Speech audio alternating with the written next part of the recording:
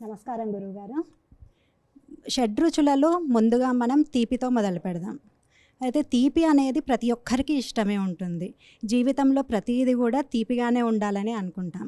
మరి ఈ సంవత్సరంలో అనుకూలంగా ఉన్న రాసులు, అద్భుత ఫలితాలనిచ్చే రాసులు ఏంటి? తీపి కబురుని వినేటువంటి రాశులు 2 ఉన్నాయి ఈ సంవత్సరంలో. ప్రత్యేకించి అందులో మకర రాశిని, వృషభ రాశిని కూడా మనం చెప్పుకోవచ్చు. ముఖ్యంగా ఈ 2 రాశుల వారు, వృషభ రాశి వారు అయితే గత సంవత్సరం కూడా కొంత అద్భుతమైనటువంటి ఫలితాలని అనుభవించడం జరిగింది.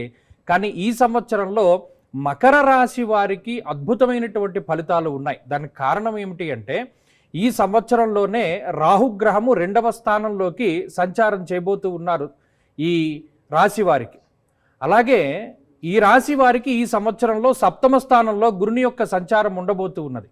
3వ స్థానమందు శనేశ్వరుడు. అంటే ఈ సంవత్సరంలో దీర్ఘ సంచార గ్రహాలు 3 అనుకూలంగా ఉన్నటువంటి రాశుల్లో ప్రధానమైనటువంటిది, గతంలో చాలా సంవత్సరాల పాటు ఇబ్బంది పడ్డటువంటి రాశి మకర రాశి.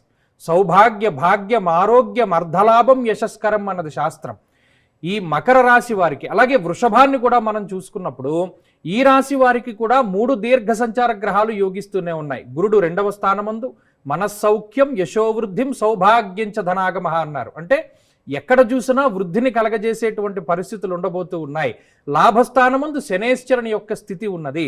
అలాగే దశమ కేంద్రమందు రాహు యొక్క స్థితి ఉన్నది. గోవాజి గజ సంఘానాం క్షీరాన్నాది సుభోజనం అన్నారు. అంటే ఈ మకర రాశి వారు ఒకరు, వృషభ రాశి వారు ఒకరు. ఈ 2 రాశుల వారు కూడా చాలా తీపిగా ఈ సంవత్సరాన్ని గడపబోతూ ఉన్నారు. గోచారంలో 100కి చాలా ఎక్కువ శాతం పాటు శుభ ఫలితాలను ఈ 2 రాశుల వారు కూడా అనుభవిస్తారు.